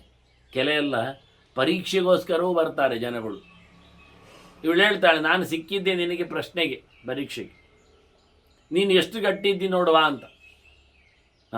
ಧ್ರುವ ತಪಸ್ಸು ಮಾಡಿದಾಗ ಭೂತಗಳೆಲ್ಲ ಬಂದವಲ್ಲ, ಅಲ್ಲ ದೇವರ ತಪಸ್ಸು ಮಾಡುವಾಗ ಹಾಗೆಲ್ಲ ಬರುವುದಾಗಿ ಹೇಳಿದರೆ, ದೇವರೊಂದು ಬೇಲಿ ಹಾಕಬಾರ್ದಾಗಿ ಹೇಳಿದರೆ, ಅದು ಬೇಕು ಅಂತ ಕಳಿಸಿದ್ದು ಪರೀಕ್ಷೆ ಮಾಡಲಿಕ್ಕೆ. ನೋಡುವ ಎಂತ ಮಾಡ್ತಾನೆ, ಅಯ್ಯೋ ಭೂತ ಒಂದೊಂದು ಹೋಗ್ತಾನೆ. ಹೇಗೆ ಕೆಲವರು ಮನೆಗೆ ದೀಪ ಇಡ್ಲಿಕ್ಕೆ ಹೋದಾಗ ಹಿಂದೆ ಓಡಿ ಬರೋದಿಲ್ಲ, ಹೆಗ್ಗಣ ಬಂತು ಅಂತ. ಹಾಗೆ ಬರಲಿ ಅಂತ ದೇವರು ಹೆಗ್ಗಣ ಕಳಿಸೋದು, ಓಡ್ತದೋ ನೋಡುವ, ಭೂತವನ್ನು ಕಳಿಸೋದು, ಹೋಗ್ತದೋ ನೋಡುವ, ನಿಲ್ತದ ಇಲ್ವಾ ನೋಡುವ ಅಂತ. ಆದಷ್ಟು ಕೆಲಸ ತಪ್ಪಿಸಬೇಕು ದೇವರಿಗೆ. ದೇವರ ಸೇವೆ ಮಾಡುವುದನ್ನು ದೇವರು ಇಷ್ಟಪಡುವುದಿಲ್ಲ. ಅವ ಗಟ್ಟಿ ಮನಸ್ಸು ಮಾಡಿ ಮಾಡ್ತಾನ, ಆಗ ಪೂರ ಮಾರ್ಕ್ ಕೊಡಲಿಕ್ಕೆ ಬರ್ತದೆ. ಇಲ್ಲ ಆದರೆ ಕಮ್ಮಿ ಮಾರ್ಕ್ ಕೊಡಲಿಕ್ಕೆ ಆಗ್ತದೆ ಅಂತ ದೇವರಿಗೆ ಗೊತ್ತು. ಧ್ರುವ ನೋಡಿ ಕಾದಲ್ಲೇ ಇಲ್ಲ. ಸುತ್ತಮುತ್ತಲು ಮೊದಲೆಲ್ಲ ಇರುವೆ ಎಬ್ಬಿಸಿದ, ಸೊಳ್ಳೆ ತರಿಸಿದ, ಕ್ರಿಮಿಕೀಟಗಳನ್ನು ಹಾಕಿಸಿದ, ಇಲ್ಲ. ಕಾಡು ಪ್ರಾಣಿಗಳನ್ನು ಕೂಗಿಸಿದ, ಇಲ್ಲ. ಭೂತ ಪ್ರೇತಗಳನ್ನೆಲ್ಲ ಓಡಿಸಿದ, ಆಗಲಿಲ್ಲ. ಕೊನೆಗೆ ನೋಡಿ ಅಮ್ಮನನ್ನೇ ಕಳಿಸಿದ. ನಿಜವಾದ ಅಮ್ಮ ಬರುವುದಿಲ್ಲ, ನಿಜವಾದ ಅಮ್ಮ ಬಂದರೆ ಹೇಳುವುದಿಲ್ಲ ಬಾ ಅಂತೇಳಿ. ಯಾಕೆ ಕಾಡಿಗೆ ಹೋಗಿ ಹೇಳಿದ ಅವಳೆ, ದೇವರನ್ನು ಕಾಣಿ ಹೇಳಿದ ಅವಳೆ, ಅವಳಿ ಹಠ ಉಂಟು. ಆದ್ದರಿಂದ ಒಂದು ವೇಷ ಹಾಕಿ ಭೂತವನ್ನು ಕಳಿಸಿದ. ಬಲಾ ಬಲಾ ಅಂತ ಮಗನನ್ನು ಕರಿತದದು. ರಾರೋ, ಇಲ್ಲಿ ಎಲ್ಲ ಭಾರಿ ಜೋರುಂಟು ನನಗೆ ಅರಮನೆಯಲ್ಲಿ, ನೀನಿಲ್ಲದೆ ನನಗೆ ಆಗುವುದಿಲ್ಲ, ನಿನ್ನ ಅಪ್ಪ ನನಗೆ ಇಷ್ಟಪಡುವುದಿಲ್ಲ ಅಂತ ಹೇಳಿ ಶುರು ಮಾಡ್ತದೆ. ಇವ ಮಾತಾಡುವುದಿಲ್ಲ. ದೇವರೆಡೆಗೆ ಮನಸ್ಸು ಮಾಡಿದವ ಇನ್ಯಾವುದಕ್ಕೂ ಮಾಡುವುದಿಲ್ಲ ಅಂತ ಎಲ್ಲ ಋಷಿಗಳಿಗೆ ಜೋರು ಮಾಡಿ ಹೇಳಿದವ, ಆಟಿಗೆ ಕೊಡ್ತೇನೆಲ್ಲ ಹೇಳಿದಾಗ. ಹಾಗೆ ಇದು ನಿನಗೆ ಪರೀಕ್ಷೆಗಾಗಿ ನಾನು ಬಂದದ್ದು. ನೀನು ಎಷ್ಟು ಗಟ್ಟಿ ಇದ್ದಿ, ನಿನ್ನ ಮನಸ್ಸು ಎಷ್ಟರ ಮಟ್ಟಿಗೆ ಸೋಲುವುದಿಲ್ಲ, ಯಾವುದರಲ್ಲಿ ಎಲ್ಲ ನೀನು ಗಟ್ಟಿ ಮಾಡಿಕೊಳ್ಳುತ್ತಿ ಇಂತ ನೋಡಲಿಕ್ಕೋಸ್ಕರ ನಾನು ಬಂದಿದ್ದೇನೆ. ನನ್ನನ್ನು ಬಂದದ್ದಲ್ಲ, ನನ್ನನ್ನು ಇಟ್ಟದ್ದು ವಾಸ್ತವವಾಗಿ. ವದಾನ್ಯ ಋಷಿಗಳೇ ನನ್ನ ಹತ್ರ ಮಾತಾಡಿ ಹೇಳಿ ನೀನು ಬರ್ತೀನಿ ಗೊತ್ತಿತ್ತು, ಕಳಿಸಿಕೊಟ್ಟಿದ್ದೇನೆ ಅಂತ. ಹಾಗಾಗಿ ನಿನಗೆ ಹುಡುಗಿ ಕೊಡಲಿಕ್ಕೋಸ್ಕರ ಇಲ್ಲಿಯೇ ಪರೀಕ್ಷೆ ಮಾಡಿದ್ದು. ಇದೇ ಆದರೆ ಇಲ್ಲೇ ಆಯ್ತಾ ನೋಡುವ ಅಂತೇಳಿ ಒಬ್ಬ ಕೆಲಸಕ್ಕಾಗಿ ಬಂದಿದ್ದಾನೆ. ಒಳ್ಳೆ ಪ್ರಾಮಾಣಿಕವಾಗಿ ಕೆಲಸ ಮಾಡ್ತೇನೆ ಅಂತ ಹೇಳ್ತಾನೆ. ಅದಕ್ಕೋಸ್ಕರ ಇಂಟರ್ವ್ಯೂಗಿಂದ ಬಂದಿರ್ತಾನೆ. ಬರುವಾಗ ಅವರೇ ಬೇಕು ಅಂತ ಅವನಿಗೆ ದಾರಿಯಲ್ಲಿ ಒಂದಿಷ್ಟು ದುಡ್ಡು ಪರ್ಸು ಎಲ್ಲ ಹಾಕಿರ್ತಾರೆ. ಎಂತ ಮಾಡ್ತಾನೆ ನೋಡುವ ಅಂತ. ಅವು ಪ್ರಾಮಾಣಿಕ ಆದರೆ ಅದರಲ್ಲಿ ಅವರ ಅಡ್ರೆಸ್ಸು ಹೆಸರೆಲ್ಲ ಇರ್ತದೆ, ತಂದು ಕೊಡ್ತಾನೆ. ನಿಮ್ಮದಲ್ಲಿ ಒಂದು ಬಿದ್ದಿತ್ತು ಪರ್ಸು ತಗೊಳ್ಳಿ ಅಂತ. ಅದೇ ಅಪ್ರಾಮಾಣಿಕ ಆದರೆ ಅದನ್ನ ಮೇಲೆ ಕಿಸೆಯಲ್ಲಿ ಹಾಕೊಂಡು ಹೋಗ್ತಾನೆ.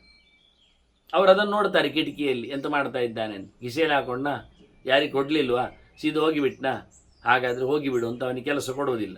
ಅವನು ಪರೀಕ್ಷೆ ಮಾಡೋ ರೀತಿ. ಅವನು ಅದನ್ನು ತಗೊಂಡೋಗಿ ಬರುವಾಗಿದ್ದು ಬಿದ್ದಿತ್ತು, ನೀವು ಇದರಲ್ಲಿ ಯಾರದ್ದು ಹೆಸರು ಬರೆದಿದ್ದು ತಗೊಳ್ಳಿ ಹೇಳಿದರೆ, ನೀವು ಒಳ್ಳೆ ಪ್ರಾಮಾಣಿಕ ಇದ್ದಿ, ನಿನ್ನ ಕೆಲಸ ಕೊಡ್ತೇನೆ ಅಂತ. ದುಡಿಯುವ ದುಡ್ಡೆಲ್ಲ ಅಲ್ಲಿ ಸಿಕ್ಕಿದೆ ಅವನಿಗೆ, ಅದರಲ್ಲಿ ಬೇಕಾದಷ್ಟು ದುಡ್ಡುಂಟು, ದುಡಿಬೇಕಾಗಿಲ್ಲ. ಆದರೂ ನನಗೆ ಯಾರದ್ದು ದುಡ್ಡು ಬೇಡ, ನಾನು ದುಡಿತೇನೆ. ಇದು ಸ್ವಾಭಿಮಾನ ಅಂದ್ರೆ. ಹಾಗೆ ಇವನನ್ನು ಪರೀಕ್ಷೆ ಮಾಡಲಿಕ್ಕೆ ಇಟ್ಟದ್ದು. ಇವಳು ಹೇಳ್ತಾಳೆ, ಅವ್ಯುತ್ಥಾನೇನತೆ ಲೋಕಾಹ ಜಿತಾಹ. ಸತ್ಯ ಪರಾಕ್ರಮ. ನೀನು ಯಾವತ್ತು ತಪ್ಪಿಸಿಕೊಳ್ಳಿಲ್ಲಲ್ಲ, ಸೋತೋಗ್ಲಿಲ್ಲಲ್ಲ, ಜಾರಿಕೊಳ್ಳಿಲ್ಲಲ್ಲ, ಗಟ್ಟಿ ಮನಸ್ಸು ಮಾಡಿದ್ದೆಲ್ಲ, ಅದರಿಂದ ನಿನಗೆ ಎಲ್ಲ ಲೋಕಗಳು ಸಿಕ್ಕಿವು. ನೀನು ಇಲ್ಲಿ ಗೆದ್ದೆ, ಎಲ್ಲೆಡೆ ಗೆದ್ದೆ. ಇಲ್ಲಿ ಸೋತಿದ್ರೆ ಎಲ್ಲ ಕಡೆ ಸೋಲ್ತಿದ್ದೆ ನೀನು. ನಾನು ಯಾರು ಗೊತ್ತುಂಟು ಅಂತ ಕೇಳಿದ್ಯಾ? ನಾನು ಈ ದಿಕ್ಕಿನ ಹುಡುಗಿ ಅಂತ ಹೇಳೋಳು. ಉತ್ತರ ಮಾಂ ದಿಶಂ ವಿದ್ಧಿ. ನಾನು ಉತ್ತರದ ದಿಕ್ಕಿನ ಅಧಿದೇವತೆ. ಹಿಂದೆಲ್ಲ ನಾವು ದಿಗ್ದೇವತೆಗಳ ಕತೆ ಕೇಳಿದ್ದೇವಲ್ಲ. ನಾನು ಚೂರು ಬರ್ತಿದ್ದೇನೆ, ನೀವು ನೋಡಿದ್ದೀರಿ ಕಾಣ್ತದೆ, ಗೊತ್ತಿಲ್ಲ. ಸಂಧ್ಯಾ ಸಮೀಕ್ಷೆಯಲ್ಲಿ ಉಂಟು, ನನ್ನ ಜಪದ ಪುಸ್ತಕದಲ್ಲಿ ಆ ಮಾತನ್ನು ಕೊಟ್ಟಿದ್ದೆ. ಯಾವಾಗ ನೀವೆಲ್ಲ ಕೈ ಮುಗಿತೀರೋ ಗೊತ್ತಿಲ್ಲ, ಎಲ್ಲ ದಿಕ್ಕಿಗೂ ಕೈ ಮುಗಿಲಿಕ್ಕೆ ಉಂಟು ಅಂತ ಹೇಳಿದ್ದೇನೆ ಅಲ್ಲಿ ಜಪ ಮುಗಿದಾಗ. ಅಲ್ಲೆಲ್ಲ ಕೊಟ್ಟಿದ್ದೇನೆ ದಿಗ್ದೇವತೆಗಳ ಬಹಳ ಅದ್ಭುತವಾದ ಮಾತುಗಳು, ಸೃಷ್ಟಿಯ ಕಥೆಗಳು ಎಲ್ಲ. ಇಲ್ಲಿ ಏನು ಹೆಚ್ಚು ಹೇಳಲಿಲ್ಲ, ಅಲ್ಲಿ ಹೆಚ್ಚು ಬರೆದಿದ್ದೆ. ಹಾಗೆ ಇವಳು ಹೇಳ್ತಾಳೆ, ನಾನು ಉತ್ತರ ದಿಕ್ಕಿನವಳು ಅಂತ. ಈಗ ನಮಗೆ ಅರ್ಥ ಆಯಿತು. ಮೊದಲು ಒಳಗೆ ಬಂದಾಗ 7 ಜನ ಕರೀಲಿಕ್ಕೆ ಬಂದಿದ್ರು, ಅದು 7 ಜನ 7 ಕಡೆಯವರು. ಮತ್ತೆ ಒಳಗೋದಾಗ ಒಬ್ಬಳು ಕೂತಿದ್ಲು, ಅವಳು ಉತ್ತರದವಳು. ಯಾಕೆ ಇವನು ಉತ್ತರಕ್ಕೆ ಹೋಗ್ತಾ ಇದ್ದಾನೆ. ಉತ್ತರಕ್ಕೆ ಹೋಗ್ತಾ ಇದ್ದವಳು ಉತ್ತರದಲ್ಲಿ ಕೂತಿದ್ಲು. ಉಳಿದ ದಿಕ್ಕಿನವರೆಲ್ಲ ಸುತ್ತಲಲ್ಲಿ ನಿಂತಿದ್ರು. ಮತ್ತೆ ಇವು ಹೇಳಿದ, ಯಾರಾದರೂ ಒಬ್ಬರಿಗಿರೀರಿ, ಮತ್ತೆಲ್ಲ ಬೇಡ ಅಂತ. ಹಾಗೆ ಎಲ್ಲರೂ ಹೋದದ್ದು ಯಾರು? ಬೇರೆ ಕಡೆಯವರು. ಇದ್ದವರು ಉತ್ತರ ದಿಕ್ಕಿನವರು. ಇವಳು ಹೇಳ್ತಾರೆ, ನಾನು ಉತ್ತರ ದಿಕ್ಕಿನವರು. ನಾವು 10 ಕಡೆಯವರಿದ್ದೇವೆ, 10 ಹುಡುಗಿಯರಿದ್ದೇವೆ, ಅದು ಬಿಡಿ. ನಾವೀಗ 8 ಹುಡುಗಿಯರಿದ್ದೇವೆ. ಈಗ 8 ದಿಕ್ಕಿನವರು, ಸುತ್ತಲಿನವರು. ಅದರಲ್ಲಿ 7 ನಾವು ಹೋಗಿದ್ದೇವೆ, ನಾನು ಒಬ್ಬಳೆದ್ದದ್ದು. ಈಗ ನಾನು ಉತ್ತರದವಳು. ಆಯ್ತಾ? ನಿನ್ನ ಪರೀಕ್ಷೆಗೆ ಬಂದು ನಿನಗೆ ಬೋಧ ಹೇಳಬೇಕು ಅಂತ ನನಗೆ ನಿಮ್ಮ ಮಾವನ ಮಾತು, ಪ್ರಧಾನ ಋಷಿಯ ಮಾತು. ಹಾಗಾಗಿ ನಿನಗೆ ಬೋಧ ಹೇಳಲಿಕ್ಕೆ ನಾನು ನಿಂತದ್ದು. ನೀನು ಕೇಳಿದ್ದೆಲ್ಲ ಎಂಥ ಕಥೆಯಿಂದ. ನನಗೆಂತ ಗೊತ್ತಿಲ್ಲ ಅಂತ ಹೇಳಿದ್ದೆ. ಹೌದಾ? ಹೌದು. ನಾನು ಇದರಲ್ಲೆಲ್ಲ ಜಾಣ ಅಲ್ಲ, ಇದರಲ್ಲೆಲ್ಲ ನನಗೆ ಅಭ್ಯಾಸ ಇಲ್ಲ, ನಾನು ಎಳೆಯವ. ಆದರೆ ಧರ್ಮದ ಬಗ್ಗೆ ನನಗೆ ಎಚ್ಚರ ಇದೆ ಅಂತ ಹೇಳಿದೆಯಲ್ಲ. ವಿಷಯ ಇಷ್ಟೇ, ಅವಿಶ್ವಾಸ ನವ್ಯಸನಿ ನಾತಿಸಕ್ತ ಅಪ್ರವಾಸಕ ವಿದ್ವಾನ್ ಸುಶೀಲ ಪುರುಷ ಸದಾರಃ ಸುಖಮಶ್ನುತೆ. ಮದುವೆಯಾದವನಿಗೆ ಖುಷಿ ಇರ್ತದೆ ಹೆಂಡತಿ ಸಿಕ್ಕಿದಾಗ. ಹೇಗಿರ್ತದೆ? ಹೇಗಿರಬೇಕು ಅವನು ತಿಳಿದವನಾಗಿರ್ಬೇಕು, ಬುದ್ಧಿಮಂತನಾಗಿರ್ಬೇಕು. ಅವನು ದಡ್ಡನಾದರೆ ಪ್ರಯೋಜನ ಆಗಲಿಲ್ಲ. ಯಾಕೆಂದರೆ ದಡ್ಡಾದರೆ ಅವನನ್ನು ಮಾರಿಬಿಡ್ತಾರೆ. ಮತ್ತು ಒಳ್ಳೆ ಕ್ಯಾರೆಕ್ಟರ್ ಇರಬೇಕು, ಚಾರಿತ್ರ್ಯ ಸಂಪನ್ನನಾಗಬೇಕು, ಒಳ್ಳೆಯವನಾಗಿರ್ಬೇಕು. ಇಲ್ಲ ಆದರೆ ಕೆಟ್ಟವನಾದರೆ ಅದು ಪ್ರಯೋಜನ ಆಗಲಿಲ್ಲ, ಸುಖ ಆಗಲಿಕ್ಕೆ ಸಾಧ್ಯ ಇಲ್ಲ. ಮತ್ತು ಅವನು ಗಂಡಸಿರಬೇಕು. ಮತ್ತು ನಪುಂಸಕ ಇದ್ದರೆ ಪ್ರಯೋಜನ ಇಲ್ಲ, ಮದುವೆಯಾಗಿ ಏನಾಗುವುದಿಲ್ಲ. ಆದರೆ ಒಬ್ಬ ಪುರುಷನಾಗಿ ಒಳ್ಳೆಯ ನಡತೆಯವನಾಗಿ ಬಿಟ್ಟರೆ, ತಿಳ್ಕೊಂಡ್ರೆ, ಬುದ್ಧಿಮಂತನಾದರೆ ಅವನು ಹೆಚ್ಚು ಯಾವುದೋ ವಿಷಯದಲ್ಲಿ ಆಸಕ್ತನಾಗಲೇಬಾರ್ದು ಅಲ್ಲ, ಅತ್ಯಾಸಕ್ತನಾಗಬಾರ್ದು. ಮತ್ತು ಎಲ್ಲಿಯೋ ತಿರುಗ್ತಾ ಇರಬಾರ್ದು. ಎಲ್ಲಿಯೋ ತಿರುಗ್ತಾ ಇದ್ದರೆ ಅವನಿಗೆ ಸುಖ ಆಗುವುದಿಲ್ಲ. ಹೆಂಡತಿ ಬೇರೆಯಲ್ಲಿ ಓಡಿರ್ಬೋದು. ಆದ್ದರಿಂದ ಪ್ರವಾಸ ಹೆಚ್ಚು ಮಾಡದೆ, ಹೆಚ್ಚು ಕಡೆಯಲ್ಲಿ ಆಸಕ್ತಿಯನ್ನು ನಡೆಸದೆ. ಮತ್ತು ಇನ್ನೊಂದು ಮುಖ್ಯ ಹೇಳ್ತಾರೆ, ನವ್ಯಸನಿ ಅಂತ. ಕುಡುಕನಾಗಬಾರ್ದು, ದುರ್ವ್ಯಸನಗಳೇನಿರಬಾರ್ದು, ಜೂಜು ಬಾಜಿಯೆಲ್ಲ ಕಟ್ಟುವುದೆಲ್ಲ ಹೋಗಬಾರ್ದು. ಇದೆಲ್ಲ ಕೆಟ್ಟ ವ್ಯಸನಗಳಿಂದ ದೂರ ಇದ್ದವನಾದರೆ. ಮತ್ತೊಂದು ಹೇಳ್ತಾನೆ, ಅವಿಶ್ವಾಸ ಅಂತ. ಬಹಳಷ್ಟು ವಿಶ್ವಾಸ ಎಲ್ಲ ಕಡೆ ಇಲ್ಲದೆ, ದೇವರ ಮೇಲೆ ಪೂರ್ಣ ನಂಬಿಕೆ ಇರುವವ, ಭಗವಂತನ ಮೇಲೆ ಎಚ್ಚರ ಇರುವವ ಬೇಕು. ಇಷ್ಟಾದವನು ಆರಾಮವಾಗಿ ಇರ್ತಾನೆ. ಹಾಗಾಗಿ ನಿನ್ನಿಂದಾಗಿ ಇವತ್ತು, ನಿನ್ನ ಈ ಚರ್ಯೆಯಿಂದಾಗಿ ಬ್ರಹ್ಮದೇವನಿಗೆ ಇಷ್ಟ ಆಗಿದೆ. ದುಷ್ಟ ಪಿತಾಮಹಸ್ತೇದ್ಯ ತಥಾ ದೇವಾ ಸವಾಸವಾಹ. ಇಂದ್ರಾದಿಗಳಿಗೂ ಭಾರಿ ಖುಷಿಯಾಗಿದೆ. ನಾವೆಲ್ಲ ಇಂದ್ರಾದಿಗಳ ದಿಕ್ಕಿನಲ್ಲಿ ಇರುವವರು. ಹಾಗಾಗಿ ನಾವು ದೇವತೆಗಳೆಲ್ಲ ಹೇಳ್ತಾ ಇದ್ದೇವೆ, ದೇವತೆಗಳಿಗೆಲ್ಲ ಖುಷಿಯಾಗಿದೆ ಅಂತ. ನಿನಗೆ ಅನುಕೂಲ ಮಾಡಿಕೊಡ್ಲಿಕ್ಕೇನೆ ನನಗೆ ಧಾನ್ಯ ಕಳಿಸಿದ್ದು. ಪ್ರೇಷಿತಶ್ಚ ಉಪದೇಶಾಯ ತಚ್ಚ ಸರ್ವಂ ಶ್ರುತಂ ತ್ವಯ. ಹಾಗಾಗಿ ನಿನಗೆಲ್ಲ ಅದು ಕೇಳಿಸಿ ಆಯಿತು. ನಿನಗೆ ಗೊತ್ತಾಗಿ ಆಯಿತು. ಹೆಣ್ಣು ಸಾಮಾನ್ಯ ಸರಿ ಇರುವುದಿಲ್ಲ. ಸರಿಯಾಗಿರಬೇಕಾದ್ರೆ ನಾವು ಸರಿ ಇರಬೇಕಾಗ್ತದೆ. ನಿಕೃತಿ ಹಿ ಸ್ತ್ರೀ, ಭೋಗಪರ, ಅವಳಿಗೆ ಆಸೆಗಳು ಇರ್ತದೆ. ಅಂದರೆ ಅಂಥ ಕಡೆಯಲ್ಲಿ ಪ್ರಿಯವಾದ ಅಪ್ರವಾಸನಾತ್, ಎಲ್ಲಿಯೂ ಹೋಗದೆ ಹೆಚ್ಚಾಗಿ ತಿರುಗದೆ ಒಳ್ಳೆಯ ಮಾತಿನಿಂದ ಅದನ್ನು ನಿಭಾಯಿಸಬೇಕಾಗ್ತದೆ. ಅಂಥ ಸಂದರ್ಭದಲ್ಲಿ ರಕ್ಷತೆ ಚ ಅಕುಚೇಲಾದ್ಯೈ ಅಂತಾನೆ. ಇಲ್ಲಿ ಒಟ್ಟು ಮಾಡುವಾಗ ಚಾಕು ಚೇಲಾದ್ಯೈ ಅಂತ, ಚಾಕು ಚೇಲಗಳಿಂದ ರಕ್ಷಣೆ ಮಾಡಬೇಕಂದ್ರೆ ಬೆಲ್ಟ್ ಚೂರಿಟ್ಕೊಂಡು ಅಂತ ಅರ್ಥವ. ಅಕುಶಲ ಅದಕ್ಕೆ ಹೇಳಿದವರು ಅಕುಚೇಲಾದ್ಯೈ ಅಂತ. ಭಾರಿ ಗೌಜಿನ ಬಟ್ಟೆ ಆಭರಣಗಳಿಂದೆಲ್ಲ ಅಲ್ಲ, ಅದೇ ಆಗ್ತದೆ ಒಂದು ಗಿರ. ಮತ್ತು ಯಾವತ್ತು ದರಿದ್ರರಾಗಿ ವಿಷಯ ಅಲ್ಲ, ಆದಷ್ಟು ಬೇಕಾದ ಹಾಗೆ ಬಟ್ಟೆ ಬರೆಗಳಿಂದಲೂ ಕೊಡುವ ನೆಲೆಯಲ್ಲಿಯೂ, ಮತ್ತು ಅಪ್ರಸಂಗ ಅನುವರ್ತನೆ, ಪ್ರಸಂಗಕ್ಕೆ ಅನುವರ್ತನೆ ಮಾಡಬೇಕು. ಅಪ್ರಸಂಗ ಅನುವರ್ತನೆ, ಬೇಡದಿದ್ದ ವಿಷಯಗಳಲ್ಲೆಲ್ಲ ಸೇರ್ಲಿಕ್ಕೆಲ್ಲ ಹೋಗಬಾರದು. ಬೇಕಾದಾಗ ಬೇಕಾದಷ್ಟು ಅನುವರ್ತನೆ ಮಾಡಬೇಕು. ಪ್ರಸಂಗ ತಪ್ಪಿದಾಗ ಅದನ್ನು ತಪ್ಪಿಸಿಕೊಳ್ಳಿಕ್ಕೆ ಬೇಕು. ಹೀಗಿದ್ರೆ ಬಹಳ ಚಂದವಾಗಿ ಬದುಕಲಿಕ್ಕೆ ಆಗ್ತದೆ ಅಂತಾನೆ. ಮತ್ತು ಯಾವಾಗಲೂ ಅಪರ್ವಸು ಅನಿಷಿದ್ಧಾಶು ರಾತ್ರಿಷು ಅಪಿ ಅನೃತೌ ವ್ರಜೇತ್. ಪರ್ವಕಾಲಗಳಲ್ಲಿ ಎಲ್ಲ ಹೆಣ್ಣಿನ ಜೊತೆ ಹೋಗಲಿಕ್ಕಿಲ್ಲ. ಪರ್ವಕಾಲಗಳು ಏಕಾದಶಿ, ದ್ವಾದಶಿ, ದಶಮಿ, ಸಂಕ್ರಾಂತಿ, ಹುಣ್ಣಿಮೆ, ಅಮಾವಾಸ್ಯೆ, ಇವೆಲ್ಲ ಕಾಲಗಳೆಲ್ಲ ಇದು ನಿಷಿದ್ಧವಾದವುಗಳು. ಮತ್ತು ಅನಿಷಿದ್ಧವಾದವುಗಳು ಪರವಾಗಿಲ್ಲ.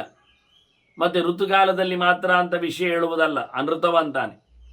ಋತುಸ್ನಾತಳಾದ ಬಳಿಕ 16ನೇ ದಿನದವರೆಗೆ ಅಂಥದ್ದೆಲ್ಲ ಪ್ರಶ್ನೆ ಇಲ್ಲ. ರಾತ್ರಿಶು ಅನೃತವು, ಯಾವಾಗಾದರೂ ಪರವಾಗಿಲ್ಲ, ಸ್ವಲ್ಪ ಸಮಾಧಾನ ಮಾಡಿಕೊಳ್ಳಿಕ್ಕೆ ಉಂಟು ಅಂತಾನೆ. ಆನಂತರ ಮತ್ತೆ ಹೇಳ್ತಾಳೆ ಇವಳು, ಅವನಿಗೆ ಹೇಳಿಕೊಡುವುದು. ರಾತ್ರೋಚ ನಾತಿ ನಿಯಮ, ರಾತ್ರಿಯಲ್ಲಿ ಬಹಳಷ್ಟು ದೊಡ್ಡ ಮಟ್ಟಿನ ನಿಯಮ ಎಲ್ಲ ಹಾಕ್ಕೊಳ್ಳಿಕ್ಕಿಲ್ಲ. ಹಾಗಾಗಬಾರ್ದು, ಹೀಗಾಗಬಾರ್ದು, ಅದಿರಬೇಕು, ಇದು ಇರಬೇಕು, ಎಲ್ಲ ತುಂಬ ನಿಯಮ ಇಲ್ಲ ಅಂತ ಹೇಳಿಕೊಂಡು ನಿಯಮವಿಲ್ಲ ಅಂತಲ್ಲ. ರಾತ್ರಿಶು ಮತ್ತು ಅಪಿ ಅನೃತ, ವಾಸ್ತವವಾಗಿ ನಿಯಮ ಇಲ್ಲ ಹೇಳಿ ನವೈ ಅನಿಯಮೋಭವೆ, ನಿಯಮ ಇಲ್ಲದ ಪ್ರಕಾರದಲ್ಲಿ ಇರಬಾರ್ದು. ನಿಯಮಗಳು ಬೇಕು, ಕಂಡಾಬಟ್ಟಿ ನಿಯಮಗಳು ಇರಬಾರ್ದು. ಅಂದರೆ ಈ ಮಡಿವಂತಿಗೆಗಳು, ಆನಂತರ ವಿಪರೀತವಾಗಿರತಕ್ಕಂತಹ ಲೆಕ್ಕಾಚಾರಗಳು ಅದೆಲ್ಲ ಇಲ್ಲದೆ ಸಾಮಾನ್ಯವಾದ ಸುಲಭವಾದ ಪದ್ಧತಿಯಲ್ಲಿ ಸಾಮಾಜಿಕ ಮೌಲ್ಯಗಳನ್ನು ಕಾಪಾಡಿಕೊಳ್ಳಿಕ್ಕೆ ಉಂಟು ಅಂತ. ಹಾಗೆ ನಿಯಮ ಬಾಹಿರವಾಗಿ ವ್ಯವಸ್ಥೆ ಅಲ್ಲ ಅಂತ. ಅನೇಕ ನಿಯಮಗಳು ಅದಕ್ಕೋಸ್ಕರವೇ ಅಂತ ಬಹಳ ಸೂಕ್ಷ್ಮವಾಗಿ ಹೇಳಿಬಿಡ್ತಾಳೆ. ಹೋಗು ನೀನು, ನಿನಗೆ ಕ್ಷೇಮ ಆಗತ್ತೆ, ನಿನಗೆ ದಾರಿಯ ಶ್ರಮ ಇಲ್ಲ ಆಗತ್ತೆ, ನಿನಗೆ ಹುಡುಗಿ ಸಿಗ್ತಾಳೆ, ಮದುವೆಗೆ ಬರ್ತಾಳೆ, ಮಕ್ಕಳು ಆಗ್ತದೆ ಬಿಡು, ನೀನೀಗ ಕೃತಕೃತ್ಯನಿದ್ದಿ, ಕೃತಕೃತ್ಯಸ್ತ್ವಂ. ಆದ್ದರಿಂದ ವದಾನ್ಯ ಹೇಳಿದ್ದಾನೆ, ನೀನು ಈಗ ಹೊರಡಲಿಕ್ಕೆ ಬರ್ತದೆ ಅಂತ ತಿಳಿಸ್ತಾನೆ.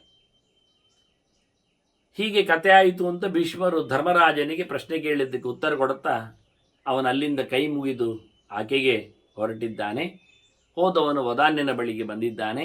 ನಡೆದ ಘಟನೆಗಳಲ್ಲೆಲ್ಲ ಹೇಳಿದ್ದಾನೆ, ಹೀಗೆಲ್ಲ ಹೋದೆ, ಇಂಥವಳೆಲ್ಲ ಸಿಕ್ಕಿದ್ಲು, ಇಂಥದ್ದೆಲ್ಲ ವಿಷಯ ಆಯಿತು ಅಂತ ಹೇಳಿ ಬಹಳ ಖುಷಿಪಟ್ಟ ವದಾನ್ಯ ಪಾತ್ರಂ ಹಿ ಪರಮಂ ಭವಾನ್ ಅಂದ. ನೀನು ಒಳ್ಳೆ ಯೋಗ್ಯ ಹುಡುಗ ಇದ್ದಿ ಅಂತ ಹೇಳಿ, ಪಾತ್ರ ಇದ್ದಿ ಅಂತೇಳಿ ನಿನಗೆ ಕನ್ಯಾದಾನ ಅಂತೇಳಿ ತನ್ನ ಮಗಳನ್ನು ಕೊಟ್ಟಿದ್ದಾನೆ ಅಂತ ಈಗ ಒಂದು ಶುದ್ಧವಾದ ಒಂದು ಚರಿತೆಯನ್ನು ಮಾಡಿದ್ದಾರೆ.